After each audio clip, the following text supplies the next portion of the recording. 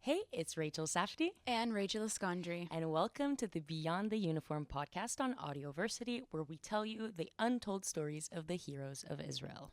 Today, we have a very special guest who is an international lawyer. She has worked at the International Court of Justice, has a diploma in legal studies from Oxford University, an LLM from Yale Law School, and a PhD from Tel Aviv University. She's a senior researcher and head of the International Law Desk at the International Institute for Counterterrorism, and she's also head of the Lauder School of Government at Reichman University and has recently been promoted to associate professor. Daphne, thank you so much for being here with us today. Thank you for this too kind introduction. We want to remind our listeners that much of the world hears about Israelis through this very specific context, most of the time very war related or even a bit negative in general. And so this podcast is here to show you who Israelis truly are beyond whichever uniform they wear, if it's as a lawyer, a mother, a reservist, a soldier, a volunteer, or a citizen. So we wanted to start with asking a bit of an unorthodox question. Who is Daphne Barak? Well, that's definitely not the question I usually get at the beginning, but yeah, sure. Look, I guess from the uniforms that you mentioned, I think I wear the academic one and I wear the mother one for sure. So I'm the head of the international program in government at the Lauder School of Government, and I spend most of my time thinking about peace and war. I think those are really the issues that keep me up at night. But you asked me, who am I? So I have to go back a little bit and tell you that I was born in Paris. I left France when I was around 20 years old, and I moved to Oxford, where I studied for a year, and then decided not to return to France, and eventually lived in several places for the following 10 years, including The Hague, where I worked at the International Court of Justice, including New York, where I worked as an attorney on Wall Street, and eventually made my way to Israel, where I did a PhD in international law at Tel Aviv University. But this after moving to Israel, I very quickly actually found my path towards what was then the Interdisciplinary Center, Herzliya, and actually completely fell in love. This is it's not cliche and I'm not exaggerating. I had been to several universities. I had been to university in Paris and then Oxford and Yale and Tel Aviv. So it's not like I hadn't experienced university campuses and university atmospheres before, but I literally came initially to IDC to study on my PhD, to go to the library, but I had several friends and colleagues who had become professors here as well and were talking to me about the institution. And it was a very quick instant chemistry. I love the international feel of the place. And so that's, I think, part of me because it's, I've been part of this institution for 17 years now. And I love it, and I love the students, and I love the feel of the place, the forward-looking the way that it was so dynamic here, and it is fresh and it's refreshing. So Reichman University definitely is a great part of me. Wow, amazing. Yeah, amazing. Is there anything specific that led you to choose to move to Israel? You seem very international, like going from Paris to Oxford, US. What led to that push? I think I always wanted to move to Israel, so it's really hard to go back to a specific point. I almost moved to Israel when I was 17 to do my legal studies here, but eventually it didn't happen. And I think when I started law in France and eventually going to Oxford, my whole plan was just to come and make it here. So I wanted to do law that was international and would not be too specifically domestic, and I could export and go anywhere. And I think that was really the driver, and then and also stop moving around and be settled and bring have kids here, bring up my family here. That was really but I think the reason why I'm international is because I wanted to come to Israel, so it actually is connected. So it was always at the back of your mind Yeah, for sure. to move here.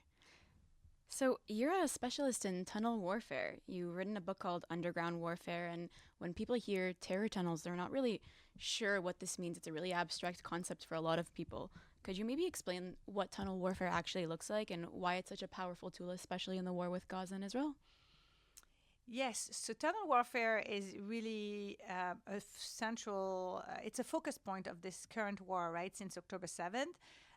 But it's actually not new. It's always been a part of warfare. It's been a part of warfare since warfare itself, I guess, existed or was invented.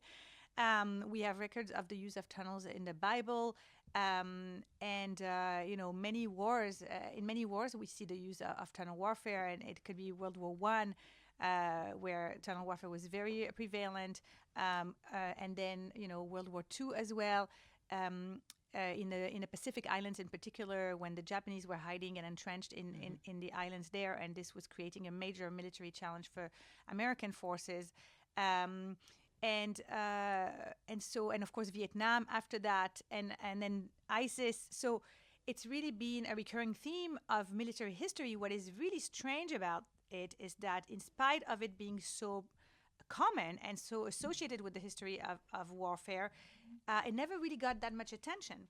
And so that is really the part that really struck me and that I wanted to explore further when I realized that one of the main tools of war, which usually gives its users a major strategic military advantage, was left unexplored by not only, I mentioned military history, but also military theory. And also, of course, you mentioned that I'm a lawyer. So my first inclination was to look in international law of armed conflict. And I realized that even there was very little. So many weapons were examined and regulated, but nothing at all about tunnels, either positive, negative, no mention of it whatsoever. And that's what got me to explore this and to want to write a book ultimately, which was published in 2018, just a few years after Operation Protective Edge, which was the first modern war, I think, that really featured tunnel warfare as the main issue, meaning not a side issue or,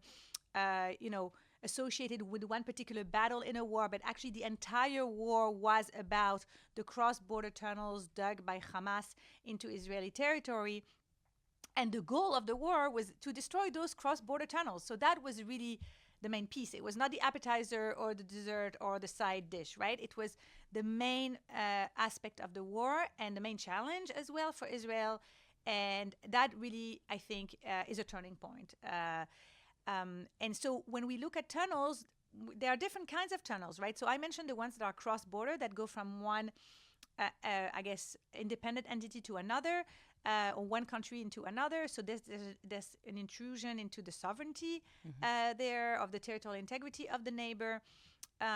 So that's one type of tunnels. We see those tunnels between India and Pakistan, not very well known. We see them between Syria and Turkey. We see cross-border tunnels between Israel and Lebanon, Israel and Gaza, Egypt and Gaza. I mean, there are many, many examples. And that's one kind. But then there are tunnels that are actually on the territory of a single state, and those are different. They can be similar, but they're also different because they don't intrude on sovereignty. They raise different kinds of security and military challenges. So tunnel warfare is really the use of these underground infrastructure in order to gain a military advantage on the battlefield, and they have become incredibly popular on the modern battlefield for several reasons as well. Wow, that's huge. I remember the focus in 2014 as the first time that the IDF was actually entering Gaza by foot, where we had actual soldiers going in, and just the system of underground tunnels and it being exposed was quite insane. And we use the concept terror tunnel a lot. And I think that when we think of a tunnel, I mean, I was in the IDF spokesperson's unit, and throughout the war, we published a few videos of tunnels, and there's some that are as big as what we see cars like driving through them. Some of them have full infrastructure, light, electricity, kitchenettes underground. Yeah, they're inhabitable. Exactly. So could we understand this concept of, is it solely for military infrastructure? What do people mean when they say terror tunnels? So the terminology really, really matters when we talk about tunnels. And you're right, there is this idea of terror tunnels. I'm not sure how it helps people, but I think the IDF made a critical mistake actually at some point when it started. It was actually in 2014 when it started referring to Hamas's tunnels as a metro system. Right. And to me, that really went against absolutely everything that these tunnels are. When you say metro, I mean, people think of a civilian system by nature, you know, helping people to move around, transportation. I mean, it doesn't raise any kind of, you don't think about terrorism, you don't think about a threat to your life, to your kids, to your infrastructure. So it really doesn't convey what these tunnels really are about. So I think that's not the right comparison. The way that I like to explain it is to say that what is unique, I guess, about Hamas's tunnel network is in part that it is a full, complete military infrastructure, like a military base, completely located underground and under civilian infrastructure. So if I get a little bit more in detail, what it means is that what you have in a military base, you have, what is a military infrastructure? You have weapon manufacturing, right? You have living quarters, which is very important. You mentioned kitchenettes and stuff, air conditioning, beds, toilets, sanitary, equipment. So you have that. You have command and control center. You have areas where, that are used to move around, lines of communication, we call them. And so the infrastructure of Hamas includes all of that, right? So it is this fully complete military infrastructure located under civilian homes, civilian infrastructure, schools and mosques and so on, and sometimes very, very deep. And as a result, it is a major threat from the moment that it is dug, actually, to the civilians of, in that case, of the Palestinians, right? It's very interesting because we Israelis often think of the tunnels as a threat to our security and our safety. But first and foremost, what Hamas did is that it intentionally actually put its own civilians at risk. Because, of course, in tunnels, you move around explosives, or you put together weaponry or ammunitions factories, then you have explosions, you have incidents, you have collapses. And so all of that really weakens the civilian infrastructure. And so from day one until eventually, I hope at some point, this infrastructure will be fully eliminated, the ones that are the most at risk are actually the Palestinians who are living above and in the vicinity of these tunnels. And they know that. They are incredibly aware of that, but that's their reality. You mean Hamas or the people? Or both? The people. The people are aware that they're at risk. They're at risk of collapses and explosions, but they're also at risk of anti-tunnel operations launched by Israel.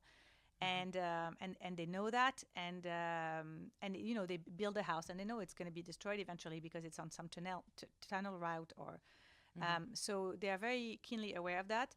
And that's something that's very different from like a tank or a drone or some other kind of military equipment, because those kind of military means of attack, they don't threaten your own population. I mean, you can have a tank, it's going to threaten your enemy. Like, it's really something very unique to tunnels, because people often ask me, what's so special about tunnels that distinguishes them from other means of warfare? And one of the ways in which it is different is that when you have a drone, when you have a tank, when you have any other kind of, a laser weapon or whatever it is, it's going to be a threat to your enemy. But in this case, the tunnels are really a threat also to the Palestinian people.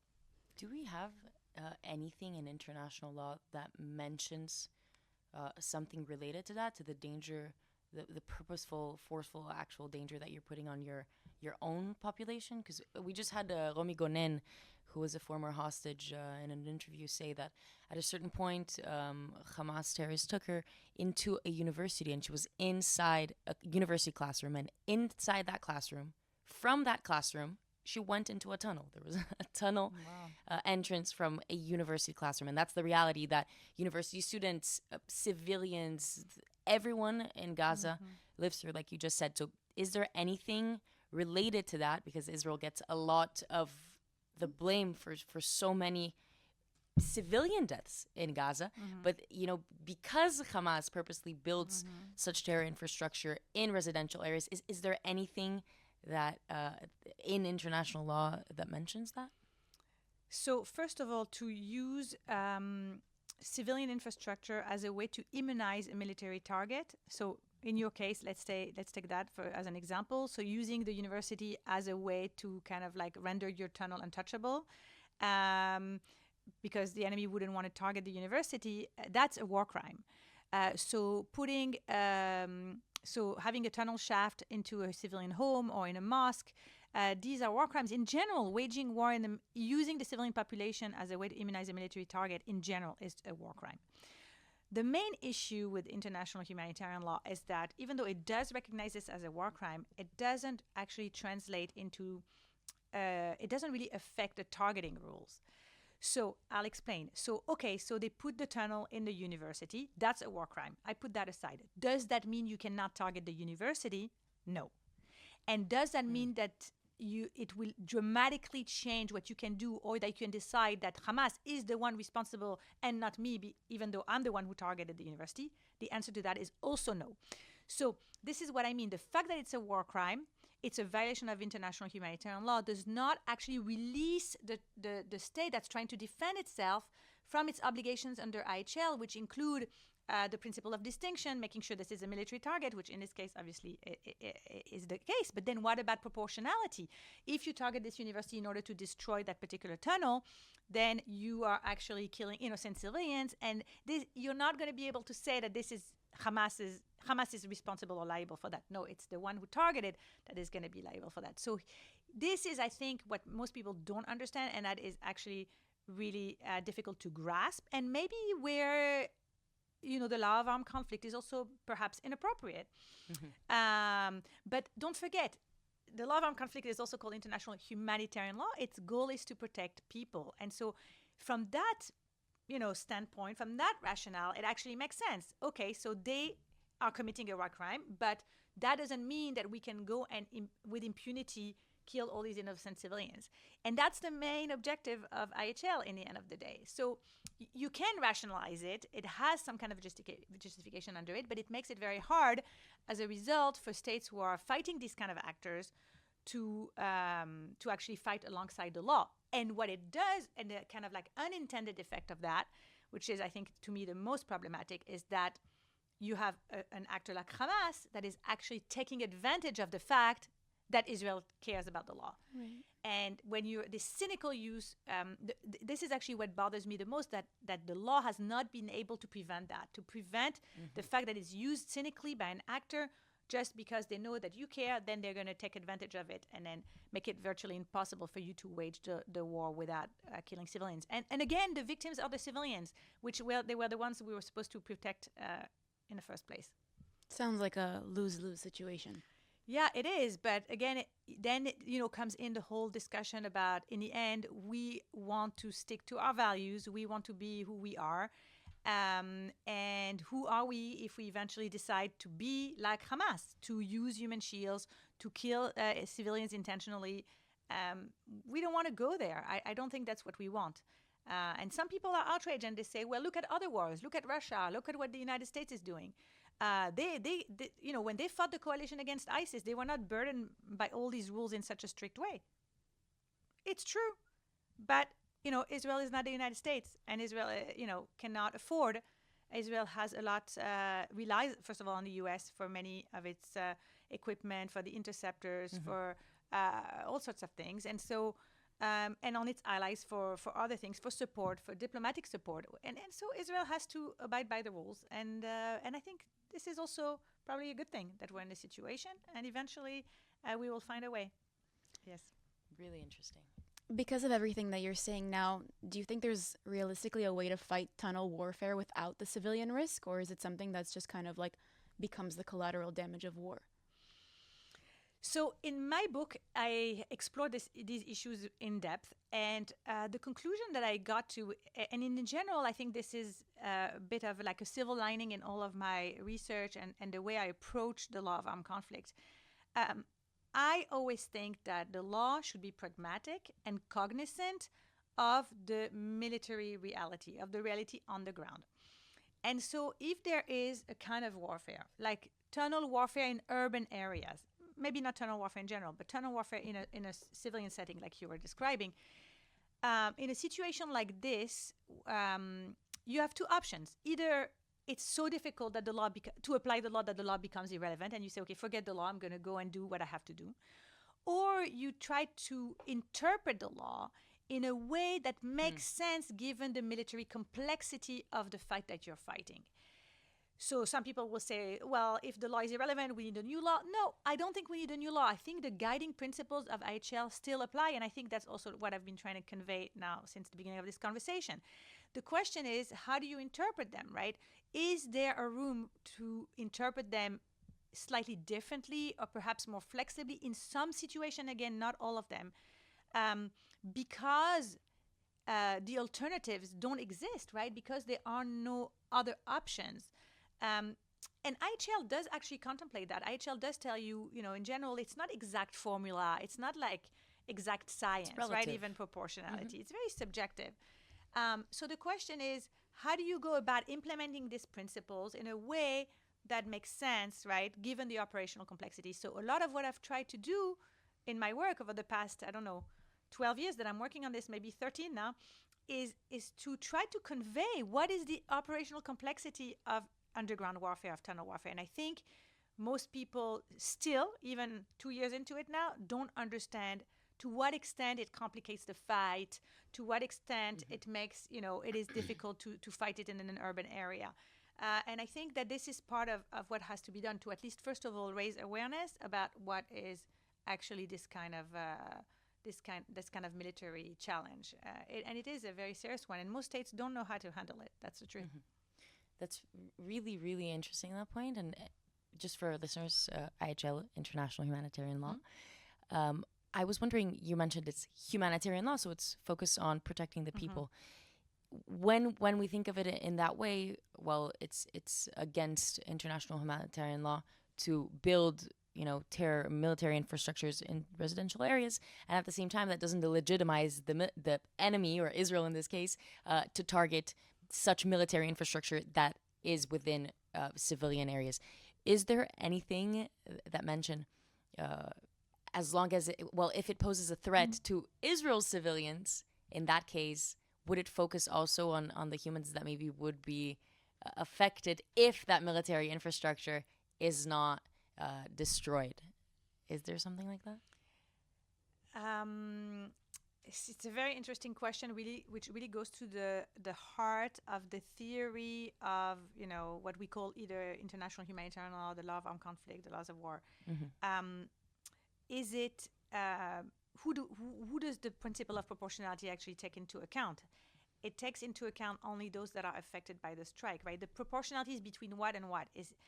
You need to make sure when you launch a strike as a military commander that the collateral damage that is going to result from the strike is not going to be excessive, and this word is actually quite important, excessive in relation to the military advantage that you anticipate to get from the strike. So on one hand, you have the military advantage, meaning how much closer is this particular strike going to bring me to victory and achieving my goals. And on the other, you have the harm caused to civilian and civilian infrastructure. So the civilians of the other side is what I'm trying to say, to answer your question. Your own civilians are not part of this equation. And this is actually a missing piece in international humanitarian law. Some people will say that this is not the goal of IHL, right? The goal of IHL is really to make sure that you don't target the other civilians with impunity. But sometimes that has to be taken into account. And I will actually add another layer to this, which is, what about your own soldiers? Like, to what extent do you need to put your own soldiers at risk in order to protect the other, the enemy civilian? And in Israel, this question is particularly, comes up a lot. It comes up a lot because people are always worried. We're a state where everybody goes to the army, and everybody does military service. So, it's an army of the sons and daughters of the people. And so people are like, okay, to what extent do I need to put my daughter or my son at risk in order to protect the enemy civilian? And IHL does take that into account, perhaps, not as much as other people might want. But again, that's the goal. The role of the soldier is to put himself or herself in danger in war, and also, face the risk of being killed, unfortunately. Whereas protecting the civilians that are around it is really a key concern of IHL. So, but I think those three elements are really important. What are the rights of your soldiers in a war? What are the rights of the enemy civilians? But also, to what extent are you permitted to eliminate threats to your own civilians? And again, without going into further detail, but I think these are key elements, and the question, and they're all in a way taken into consideration by the law, except perhaps I think to a lesser extent, one's own civilians. I'm really glad that you brought up proportionality. We wanted to bring it up because I think it's one of the biggest misconceptions, or it's been one of the biggest topics of conversation in the world since the beginning of this war, especially after the 7th of October. And people, regular people that are not international law experts like you, start throwing this word around. It's not proportional. It's not a proportional response. That is Israel's war on Hamas compared to, in proportion to October 7th. That's what people are kind of assuming proportionality is. And you've just explained that the whole concept of proportionality in international law is related to one specific strike, right? One specific event. And so I think that concept is... You're right. But they're not completely wrong either, because when you are the victim of an armed attack, so let's say you're at peace, let's say Israel was at peace with Hamas, which I will not go into that for now, but let's assume that it means that the October 7th attack was the start of the first attack, okay, the first strike. So it's an armed attack without any discussion. It violates the UN Charter, and it gives Israel the right to respond in self-defense. And when we're in that framework, which we call actually the jus ad bellum, which is the law that applies to the entry into war, there is actually an element of proportionality there as well, which is different. So this is why people really, really get confused, because it is confusing. Let's just admit. And you need to respond in a proportionate way, and you need to respond in a way that is necessary to repel the threat. So the proportionality there is different from the proportionality I was mentioning before, which is the proportionality in war, okay, the use in bello, international humanitarian law. And when we look at the attack of October 7th and the proportionality of Israel's response, we look at basically the immediate response of Israel. We don't assess it over the course of 2 years. The immediate response was to plan within, I think a couple of weeks, a ground operation, which didn't happen right away, and then the ground operation happened. I don't think there was something disproportionate there. It was definitely necessary to repel the threat, to restore Israel's security, and these are the things that international looks at. So it's not like the analysis is doesn't have any kind of grounding in international law. I think it's wrong on the substance of it, but there is an element of proportionality there when you assess the immediate response to an armed attack in self-defense, in the exercise of the right to self-defense. But I would definitely agree with you that the proportionality in bello, the proportionality in war, is the main issue. Where is the biggest misunderstanding, in my view, is that people see. And this is a very hard conversation to have, and this is why most people don't have it, okay? There's a war. First of all, people don't understand what the reality of war is. It's really, war is not pretty, and war is a tragedy, okay. But then the law actually does enable states to fight wars. The war is not prohibited. And so let's say there's a war going on, and civilians die. So people really, really quickly jump to conclusions. Oh, civilians were killed, therefore a war crime was committed, or therefore it means that there was a disproportionate attack. Absolutely not.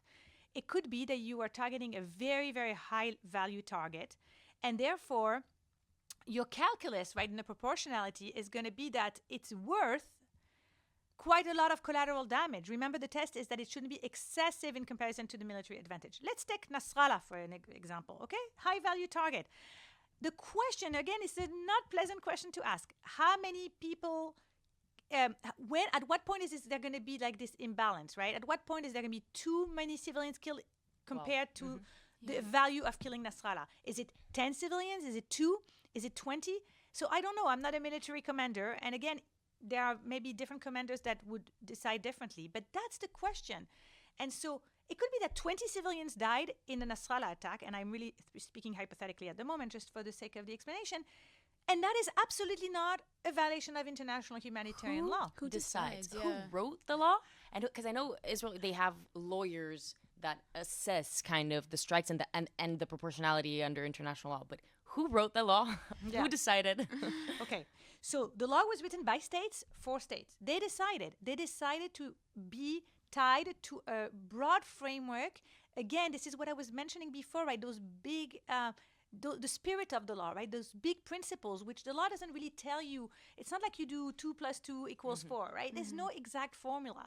But the military commander, this obligation weighs on the military commander ordering the strike. And the military commander has to behave like a reasonable military commander. Meaning, if there's any way I can justify your decision, Rachel, or your decision, Rachel, in a reasonable way, then you're fine. And who is going to assess that? Well, first of all, you have within the army, of course, the military commander assesses that. And then, of course, the legal advisor within the military. And then if it has, if it comes to that point, then maybe a military, like there will be a military investigation about this, or maybe there will be some kind of like a judge or prosecutor that will look into it. Then you keep your information based. What was the information that you had available at the time that you made the decision? Does it meet the major principles of international law, including precautions to to protect civilians and so on? And that's it. So this is the way it works, right? And it could be that you two reach two different kind of conclusions about this, but both of them are reasonable. So it could be that one says 15 civilians is what is reasonable, and the other one says 20 civilians. And the law is not about this this nitpicking. It's more about did you follow the procedure? Did you think about it? Distinction, proportionality, precautions, in order to make sure that you would minimize the collateral damage. But I think this is the misconception, right? That whenever there are civilians killed in a war, that's a war crime. And unfortunately, this is not what the law says. The law says, no, you can kill civilians in some very, unique situations when there are collateral damage, and you can never, ever target them intentionally. That's like a real big no-no. So that's something that people don't understand. I find like they want a very clean war. They want a war without any civilian casualties, and it's very hard, especially when you're fighting an enemy like Hamas, and especially when you're fighting an enemy like Hamas, who has these very sophisticated, deep tunnels. Especially when your hostages are in these tunnels. I mean, becomes and especially when they don't impossible. even differentiate themselves from civilians. Exactly, and they violate the principle of distinction. Absolutely. It seems like there's so much gray area when like we're fighting this. Like there's no like line of this is the clear answer, and you could argue that you said Rachel could make one decision and I can make another decision, and you could be like, well, Rachel's decision was wrong, but who's saying that Rachel was wrong? Like there's no. Well, Rachel would be wrong if eventually somebody comes and says, listen, look at that strike. Too many civilians were killed. Let's investigate it. And these investigations take place, like I said, from within the military and from outside the military as well in some situations. Israel has a lot of experience in dealing with these dilemmas, like I think maybe for some of our listeners, the first time that they're, confronted with them. But Israel is very used to fighting terrorist groups that don't identify themselves, that don't carry their weapons openly, that hide behind civilian infrastructure. It's hard enough when they hide behind civilian infrastructure above ground. It becomes even more complicated when they are underground. And this is where I think there's room for the law to be cognizant of this incredible difficulty and not change dramatically, but at least when the law is applied, or when someone eventually comes and assesses the decision that Rachel made in that particular strike, they would be like, okay, wait a second. There was this very major command and control center underneath this target. And what was the value of that, right? Was that assessed properly? Was the foreseeable collateral damage assessed properly? When was the command and control center targeted? Was it at night or was it during the day when the students were in the school? Yeah. So those are the questions. And I think so long that Rachel followed those questions and made a reasonable decision as a reasonable commander, then she'll be in the clear. And I think that's good that there's this margin of appreciation or discretion. That's what the states wanted. Again, you asked me who made the law. The states wanted to have some freedom. Imagine states wouldn't tie their hands to the point where they don't have any flexibility. And you see that because it's state accountability on your own actions. Because when we're talking about, okay, who gets to decide? Well, it's a military investigation. It would be even maybe a state investigation, but you keep your sovereignty, your right to investigate yourself. But what we see today is a lot of people are saying, well, a lot of people believe the IDF are terrorists themselves, and they're saying, well, they're doing their own investigation. So I don't believe in anything that. Yeah, like they're just saying that it lacks credibility, these investigations. You're right. Listen, for it depends on the scale of what we're looking at, right? But if we're looking at regular conduct of regular soldiers in war, uh, this is what's going on in every military, and thankfully, it's also the case that it's happening in the Israeli military. Whenever there is a suspicion that international humanitarian law was violated by a soldier, this should lead to an investigation. And that's a point I really want to stress, because also sometimes people are like, well, no, let's protect our soldiers. No, if we want to be a good army and if we want to preserve, again, the integrity of our armed forces, we need to make sure we investigate incidents that raise the suspicion of a violation. It's, again, not pleasant, but it's absolutely necessary. And it doesn't mean that we don't support our soldiers. On the contrary, we protect them by doing that in many ways.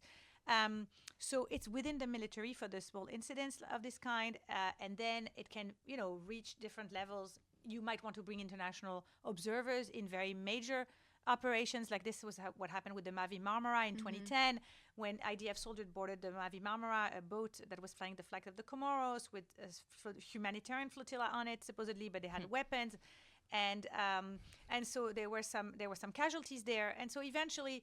This led to really an investigation of what happened, and there were international observers that were brought in, an international commission of inquiry. So you can reach those points, but the point is, like, the person who's going to look at that, are they going to really understand the military reality and what was happening on the ground?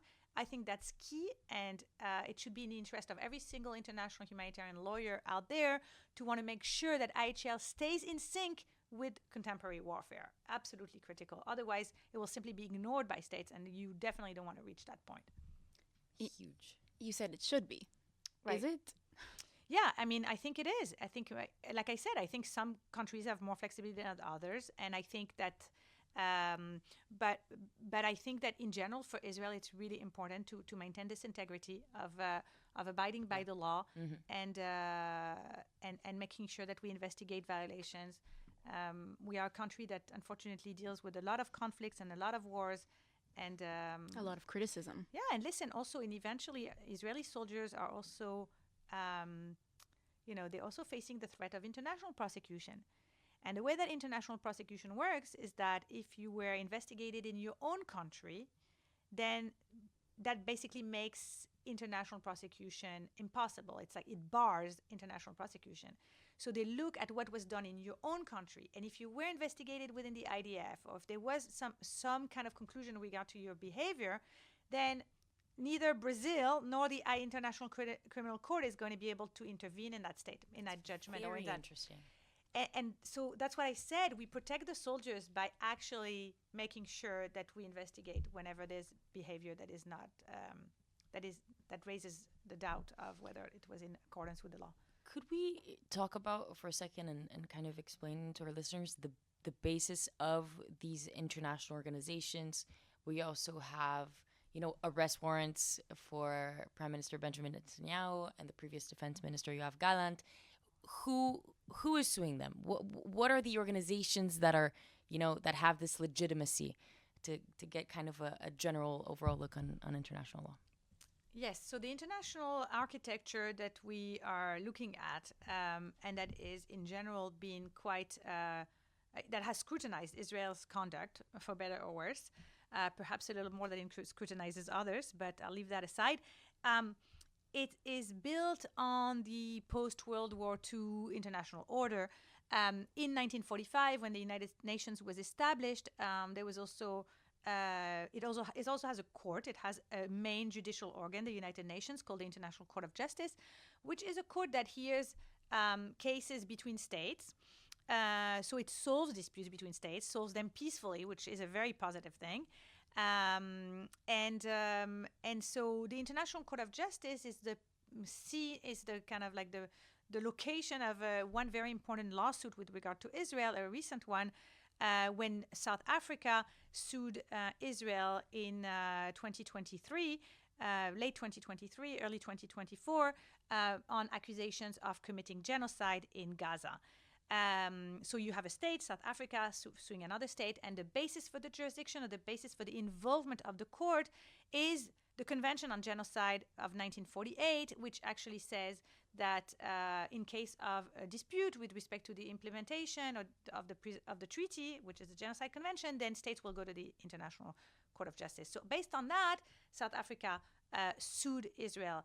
And Israel actually has a lot of, Israel does not always cooperate with, I think wrongly, by the way, with lawsuits or legal proceedings that are intended against it in international fora, because it doesn't want to provide them with legitimacy, or because it rejects altogether the authority of whatever court or whatever commission of inquiry it might be. Mm-hmm. In this case, Israel actually made the right decision, which was to engage with South Africa before the ICJ, prepare its case, nominate a judge ad hoc, who was Judge Daphne Barak, and proceed with the case.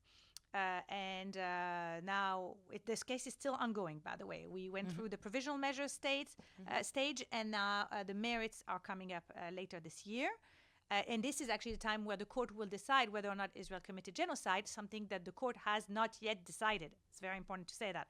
There has not been a single international institution at this time that has decided that Israel has committed genocide or anything akin to genocide in Gaza. So no, it has not happened. And then you have the International Criminal Court, which is a different court, also located in The Hague, which is why most people, can't get make confused. Get confused. And that one is much younger compared to the ICJ, which is from 1945. The International Criminal Court is a more recent kind of enterprise, I guess, which seeks to make sure that no one escapes impunity for the most outrageous acts committed, those that shock the conscience of humanity.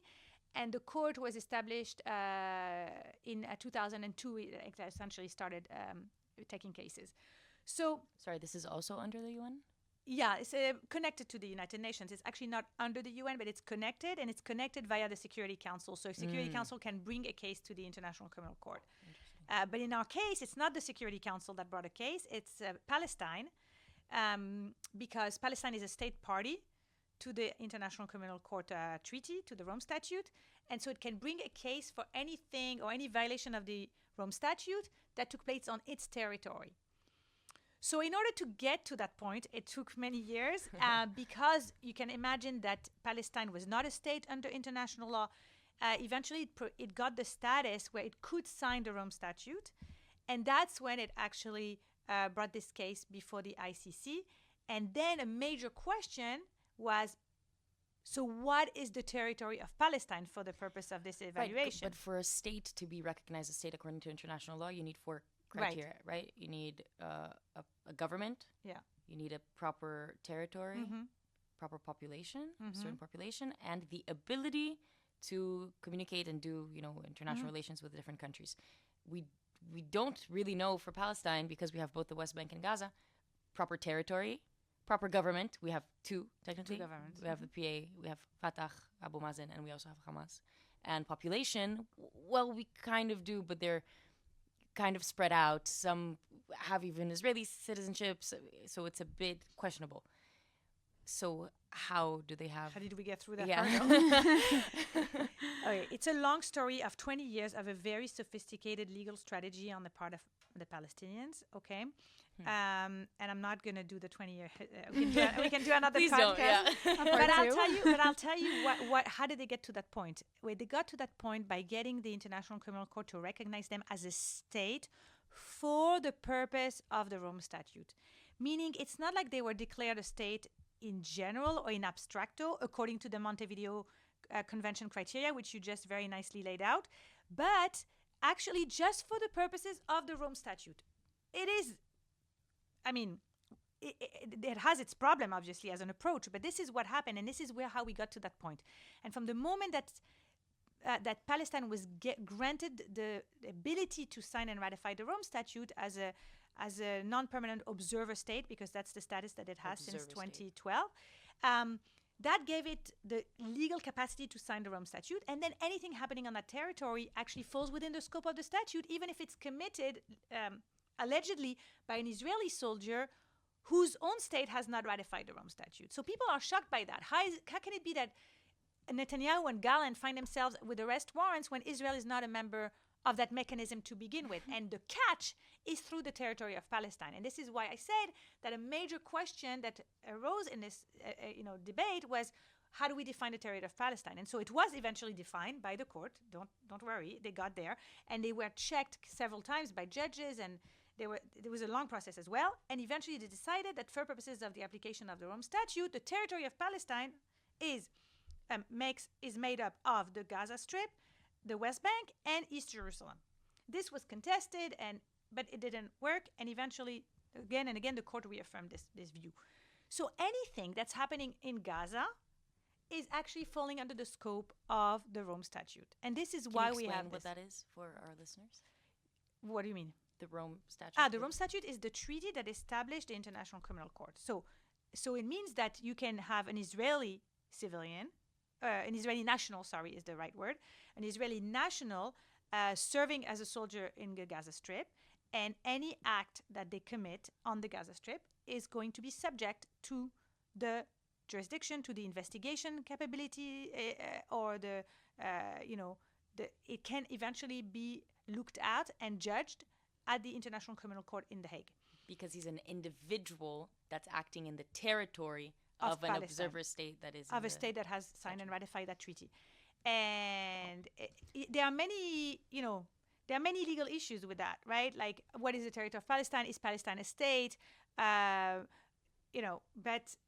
the ICC has basically, completely flattened all of these issues in order to get to the point where we are today.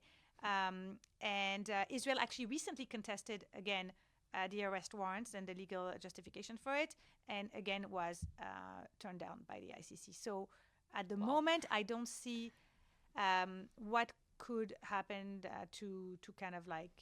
And the fact that the ceasefire was signed, right?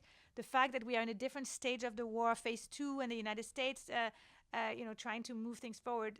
A lot of time people ask me, like, how's that going to affect the outcome or these legal proceedings? And the answer is, doesn't affect them in any way. Just goes forward, right? So there's no... the only thing that really is the filter or the bar to this kind of prosecutions is, like I said, whether or not you were investigated in your own country. And obviously, Netanyahu and Gallant have not been investigated in their own country, and therefore that filter, which we call the principle of complementarity, is not applicable. So if the court wants to get out of it, or if Israel wants to argue something, they'll have to come up with other arguments, which are now, the options are narrowing. But I'll tell you something.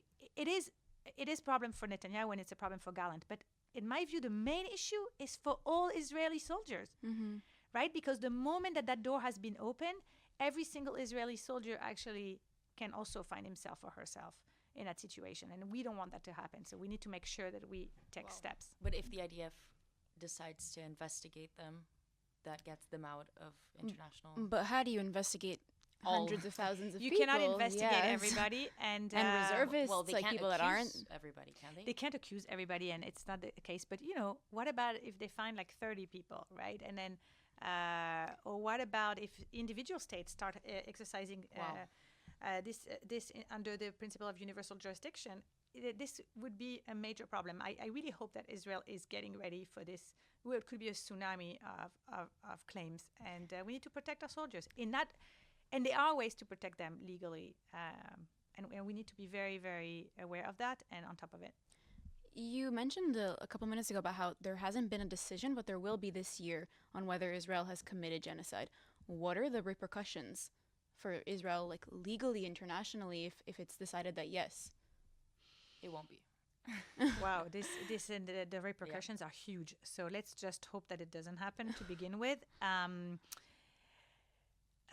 First of all, historically, traditionally, it would be incredible blow to Israel to be accused of genocide or anything related to genocide, because Israel is the one, I mentioned that the Convention on Genocide is from 1948. It was adopted in the wake of the Shoah, the Holocaust, and all of the atrocities committed against Jews. And it's actually a Jew who coined the term genocide to begin with, and worked really, really hard to have a convention written about this. His name is Raphael Lemkin. So for Israel to be in the stand of the accused is already very disturbing to Israel. This is also why Israel decided to cooperate with the court in order to defend itself against the worst of all claims. Right. So that would be morally, I guess, historically, a very difficult thing for Israel to.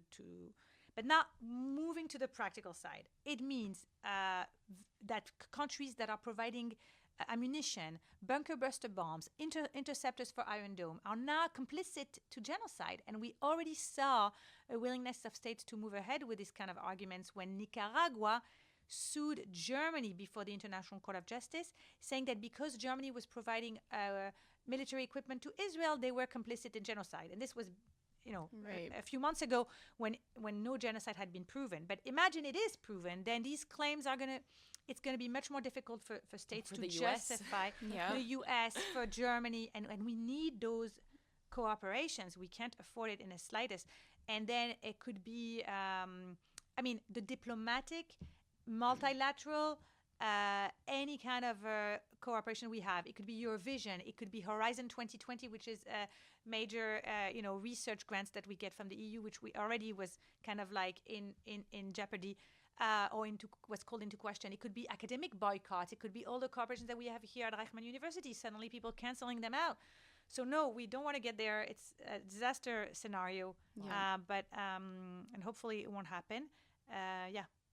I wanted to ask you here on the very interesting topic of humanitarian international law, international humanitarian law, about the humanitarian aid and humanitarian corridors. This has been one of the probably most talked about, one of the top topics in relation to the Israel-Hamas war. And because we're dealing with such a complex urban warfare where we do have these tunnels, but we also have a lot of combatants and terrorists that are ingrained in the population. We already mentioned they don't even, most of the time, don't even wear uniforms, don't differentiate themselves. What does international law, first of all, say about this concept of humanitarian aid and humanitarian corridors? And how, is Israel, or was Israel, supposed to go by that? So in times of war, there is an obligation to enable military humanitarian aid, to go into the theater of operations. So what does it mean for Israel? For Israel, it means that Israel is not under an obligation to provide the aid. Let's just start with that. Israel is not under an obligation to provide the aid, but however, Israel needs to facilitate, enable the entry of humanitarian aid into the Gaza Strip. Now, Israel also wants to make sure that this humanitarian aid is not actually guns or weapons for Hamas. So there's some security check that needs to be carried out by Israel, no problem. But this has to be done promptly and so as not to delay the humanitarian aid from coming in. And it's very important to bring in this humanitarian aid. Now, this is water and food and medical supplies for the most part that I'm referring to. Some people will include fuel. I think because of the tunnels, I think the fuel has a slightly different status. But in general, it's critical to let that go in. It's an obligation under the Geneva Convention that Israel recognizes. And so that's the principle. Okay? Now, we can look at the exceptions. What are some possible exceptions? It does say in the law that if you can show that this humanitarian aid is going to sustain the military effort of your enemy, you may have reasons to withdraw or not let it in. Okay. Now, the question is, what's in the interest of Israel here? So people will say, well, we didn't give humanitarian aid in World War II. Okay, in World War II, these obligations didn't apply. And the reason why they apply is because of what happened in World War II. Yeah. Okay, so once we've put that aside, the question is, what about today in 2023, 2024, 2025? Okay, what is the scope of the obligation? Now, genocide is actually really, it has, without going into the nitty-gritty details, but starvation and genocide are very closely interconnected. So if you do something that could be interpreted as you're intentionally starving the population, and you're intentionally doing that in order to eliminate part of the group, the Palestinian group in this case, that really kind of makes the claims of genocide a lot more, a lot stronger. And so, in my view, it was always very dangerous for Israel to kind of retain any humanitarian aid. Because even if there might have been at times justifications for withdrawing it, right, from not letting it go in, ultimately the consequences, right, the kind of the backlash that this could have would be so huge that it was not worth it. And also, um, also there was real suffering in Gaza. So I the moments where Israel stopped delivering the aid is very problematic. I don't know how that, there was these 2 months where I think it was in March 2025 that there was no aid coming in. Again, because Israel felt like maybe if we do that, this is going to pressure, yeah, for a ceasefire. it would get the hostages out too, right? Because that was also a major problem. But so I just want to clarify. The point is there is a principle. Let the aid in. Do it. Do whatever checks you need to do, but let it in. And then you could justify if you're withdrawing it, but then make that clear that this is the reason why you're doing it under the law. Like justify your actions under the law, and then see how other people come back to you. Don't just withdraw it without saying anything else. I think this is something that Israel did not necessarily handle in the best possible way. And these are the obligations under international humanitarian law. And again, the rationale is to minimize the amount of human suffering. That said, I will talk about the fuel now because I can't leave that aside 100%. I was of the view that from the very beginning, Israel should send absolutely zero fuel into the Gaza Strip because the fuel is like the oxygen to the tunnels. Mm-hmm. This is what enables the tunnels to be air conditioned, to be lit for communication in the tunnels. Now it happens to be that we now know that Hamas had its own supply of fuel from other places.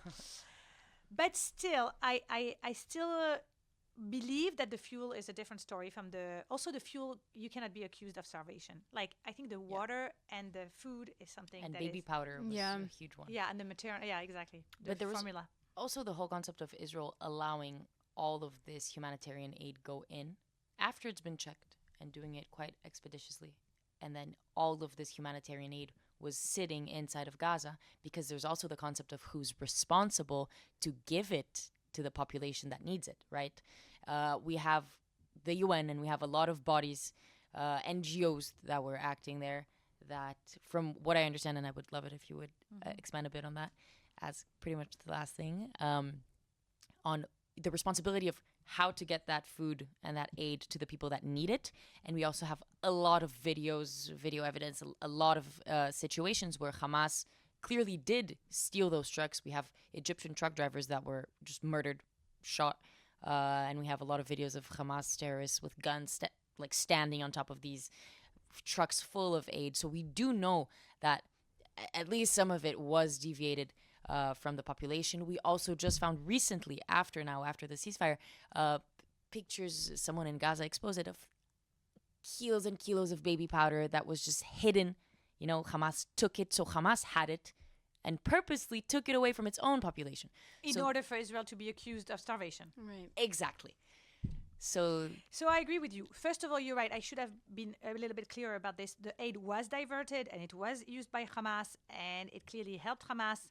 And we know that for sure. And we saw the trucks and they were attacked. And by the way, you should know that one of the most difficult military mission out there is to deliver humanitarian aid. This is something that soldiers should never be asked to do. And I'm glad that Israel actually was quite smart on this and always refused for the IDF to be in charge of delivering this aid. This is it is incredibly dangerous. And so, going back to what happens when the aid comes in. So the aid comes in, and then who's responsible for bringing it in? And then, you're right. You have NGOs and international organizations and Red Cross and so on. They're all there.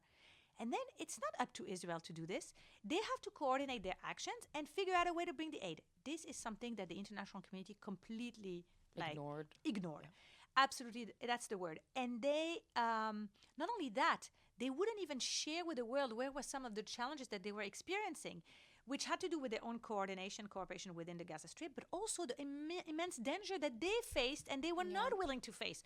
So I remember at some point, they didn't want to deliver any aid in northern Gaza. And so people accused Israel of starving the northern Gazans. But the truth is that nobody wanted to go in. It was so dangerous and Hamas had such a great presence there that nobody wanted to deliver the aid there. So yes, there is this question. Once the aid goes in, it's absolutely not Israel's responsibility under the law to deliver it. And that part of the equation is the part that is never spoken about and where the challenges are not acknowledged. and where the limitations are not acknowledged, and there's no attempt at really trying to understand why doesn't the aid actually reach the people. And then, of course, there's Hamas coming and taking the aid as well. So all of these factors are completely ignored, and kind of like skew, like they really make the whole analysis very partial. You're just looking at the entry of the aid as opposed to what happens when it's already in.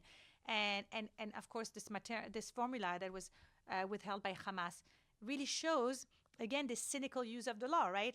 It's like, okay, and this lack of care for its own civilians. I was saying they're building tunnels and ignoring the safety of their own civilians. That's exactly the same thing. Not wanting the civilians to go into the tunnels to seek shelters, withdrawing formula that could go to babies just so that there could be horrible pictures of babies that are starving and Israel being accused. This is the image war. This is what Israel is dealing with. Does that mean that Israel shouldn't bring the aid in? I don't think that's what it means. It means that other things have to be done. There's also a lot to say about the hostages that were, Israeli hostages that were in Gaza for 2 years, kidnapped. And a lot of news came out after when they started being interviewed, when they returned to Israel, they asked, like, Red Cross, when they got released, where were you guys? Like, what about the medicine? What about the food that you were promised? Like, and Red Cross said, we couldn't reach you guys. I'm sorry, we couldn't get to you guys. What does that mean, The Red Cross and the hostages is something very disturbing. The fact that they were not able to bring them even medicine. Forget get them out of the tunnels and get them out of Gaza. But or even visit them once. Yeah, even visit them. I'm putting that all aside. But one thing that I found very that I think is not justifiable under any kind of scenario is there was the medicine. They were marked with the names of the hostages on it. They could simply deliver it to the factions, to Gaza, to Hamas, to the Palestinian Jihad, and tell them this is for this person. How come this never happened? This is something that I found, at a minimum, this is something that should have happened. And at the same time, I want to acknowledge that it's thanks to the ICRC that we were able to extract the hostages from Gaza. I don't think anyone would have wanted to do that job. Not the Egyptians. The Israelis obviously couldn't have done it. The Americans couldn't have done it. And so they went, unarmed into this mobs of Hamas supporters. It was so scary. Incredibly, incredibly dangerous. So there are many, many things that could have been done differently, and many obligations, I think, of the ICRC that were not implemented of its mandate. At the same time, we have to acknowledge what was done, and it's repeatedly actually taking the hostages. People call this the taxi driver. I don't agree with that. I do think that this is them putting their lives at risk in order to do their job. They didn't do their job enough. They didn't communicate enough their objections to what Hamas was doing, but at least that they did, and we can say it. They're also connected to UNRWA. Like the president of the Red Cross was very high up in UNRWA also, so that also says a lot. Yeah, listen, the ICRC doesn't have a great history of, with, but again, aiding Nazis. Yeah, exactly, among other things. And yeah. But yeah. You're right. I actually never heard anyone say what would we do without the Red Cross to extract them. So that is also a very good point. Mm-hmm. Well, thank you so much. We have Thank you reached very much. our end. Is there anything you want to say? Do you have any message for our listeners? No, I think we covered a lot of ground. Covered a lot. Thank you so much. Thank you very much. Thank you. Well, thank you guys so much for listening to the Beyond the Uniform podcast on Audioversity. I'm Rachel Escondri. And I'm Rachel Safdie, and we'll see you back here with another Untold Story next time.